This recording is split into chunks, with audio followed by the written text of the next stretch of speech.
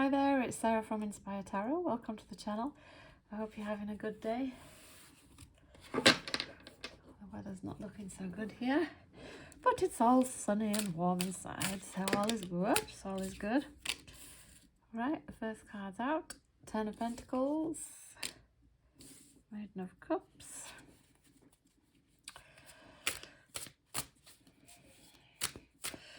so the Ten of Pentacles is all about our inheritance, our divine inheritance, often associated with families and relationships. Community just means that we've kind of, the Pentacle suit traditionally resembles the material, but for me, I like to use it to talk about our spiritual self, our kind of eternal home, and our abundance and trust in God, that we know that we're provided for by everything all the time. The more we trust, I've had quite a few miracles myself, money miracles myself recently, which just helps to strengthen our faith, and it's exciting. Spirit's always reminding us that we're worthy of more, and Ten of Pentacles shows us that we're worthy of more. You know, that we're worthy of everything. We're worthy of more than everything on this planet, because we're worth more than a physical setup.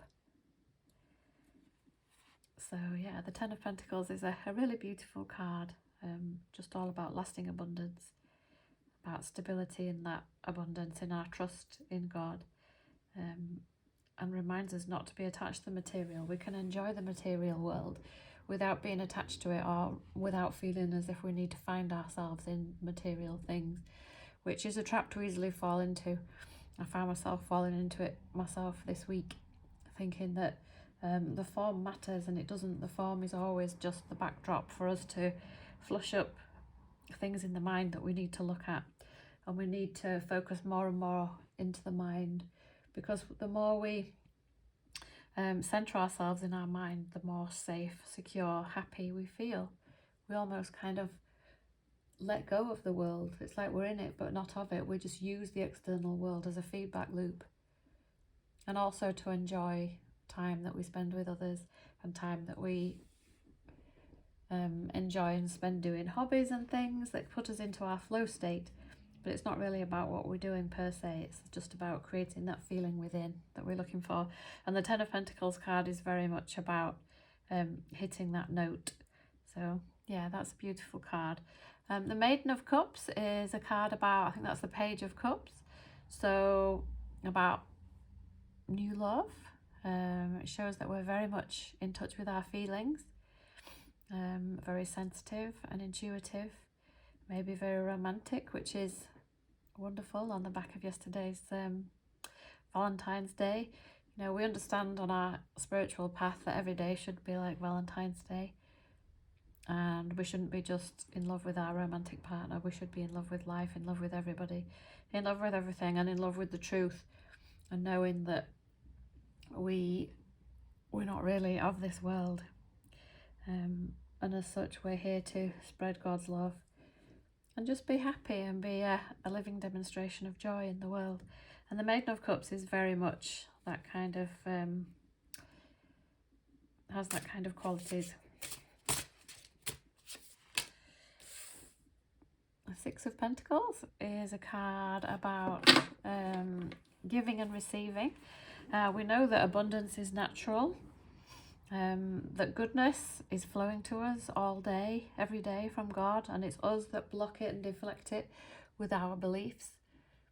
So Spirit is always trying to give to us, and we have the power to block. But this card is wonderful. It's all about giving and receiving in a balanced way, and understanding where everything truly comes from, and that when we get into that giving place in our heart, then we can really enjoy the feeling of giving to others, and giving to others without the need for anything back.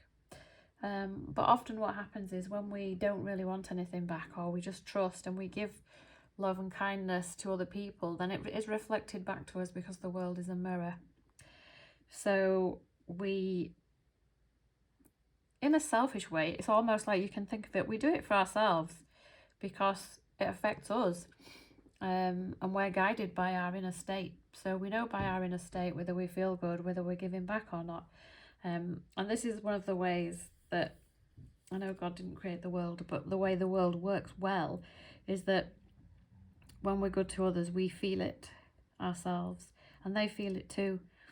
But because we're still in the ego and we kind of selfishly look for things for ourselves, God has set it up in a way that it works, that when we create that good feeling for ourselves, that we also create it for others. So yeah, God is not daft in the way the universe is helped by the natural laws.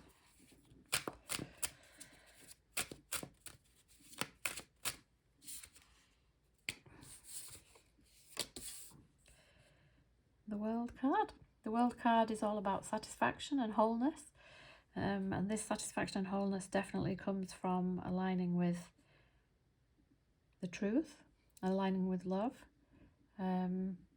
We feel very complete and whole and accomplished when we live as God wants us to live, when we're kind to others, when we're loving, and when we extend, when we make being right-minded our purpose. It does feel good, definitely. It helps our mind expand over and over again. And the more we give, the more we can extend out to the world. I mean, with the internet, we have the power to reach so many people. We have the power to reach the masses, and we don't even need to leave our home. I mean, the truth is that we're all one mind anyway, so we can ping a message to anyone, anywhere in the world at any time. I just had a funny thing happen, which often happens, where I was just thinking about someone and then they sent me a message. And yeah, that's how it works in the world, because we're all one mind. But there's so many different ways that we can send messages. We can do it in the physical form, or we can do it in the mind. But as long as we're pushing out love and kindness and acceptance, then yeah, we're doing our thing. And we can celebrate these accomplishments, because when we live this way, and when we align with God, then we're doing everything that we're meant to do. We're really just here to give and love. That's it. That's our vocation, our purpose, and our joy. The Six of Wands. Yeah, that's a beautiful card that kind of lines up with what I've been talking about. It's all about victory and success, about being recognised, sometimes publicly, and being accepted publicly. So yeah, this often comes after struggle, this success, because the Five of Wands is all about resistance, and we have to be assertive. And when we get to the Six of Wands, we start to see the fruits of our labour. And I found this in my own life, that when you forgive people generally, then it transfers to people. So people that you may have difficult relationships with, it transfers to them without you directly necessarily thinking about them. The miracle is indiscriminate, as it says in the Course. And that if we forgive generally, then it helps us forgive people that we may feel as if, from our human perspective, we struggle to forgive.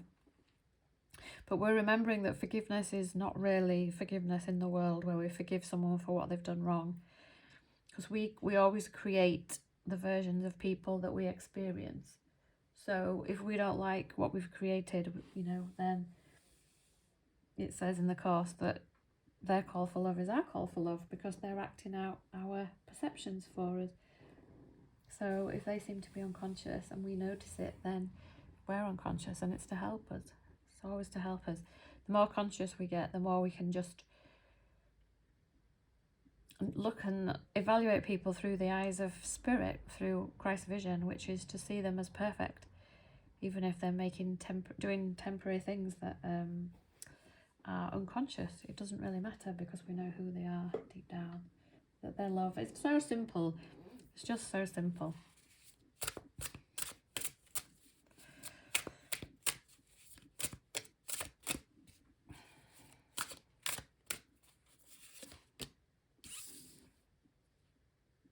Six of Cups. So the Six of Cups card is about memories from the past.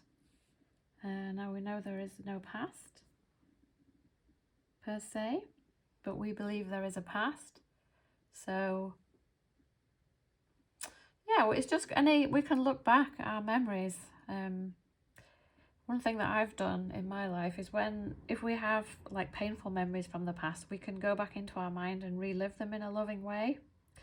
And that is essentially like forgiveness, because we're making the situation of ourselves and the other person innocent. We're returning them to innocence and understanding that they were doing their best at the time and we were doing our best at the time. And everything that's happened is always helpful for our ascension. Anytime something uncomfortable happens that we don't like, it helps us. So our brothers and sisters are always helping us. They're always a feedback loop to show us where we need to purify the mind. We need to forgive, because forgiveness is really for ourselves. It's us that benefits when we forgive.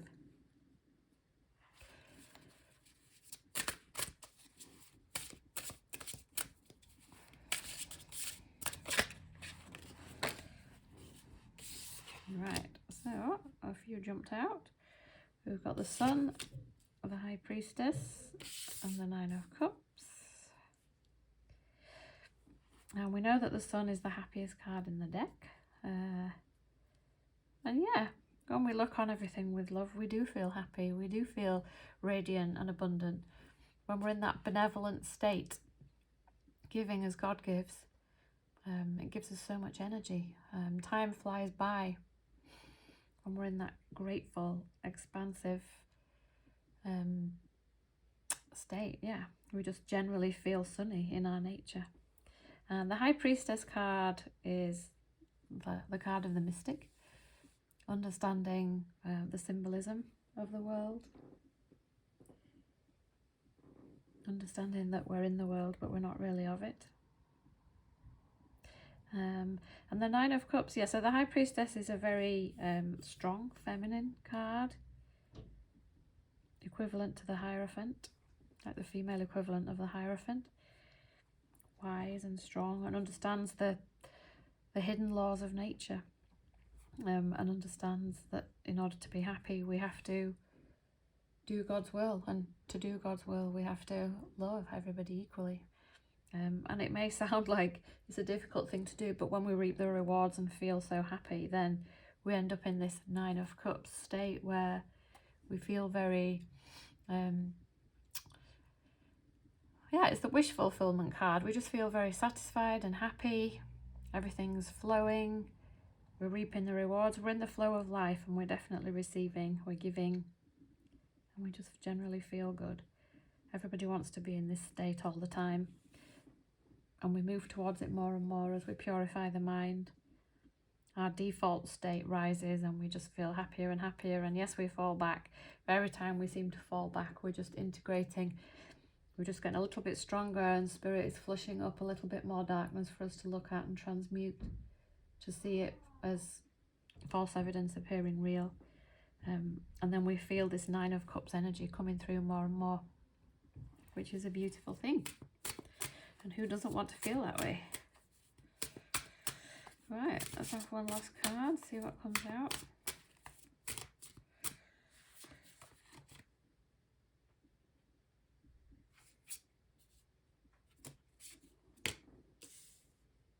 The Four of Swords.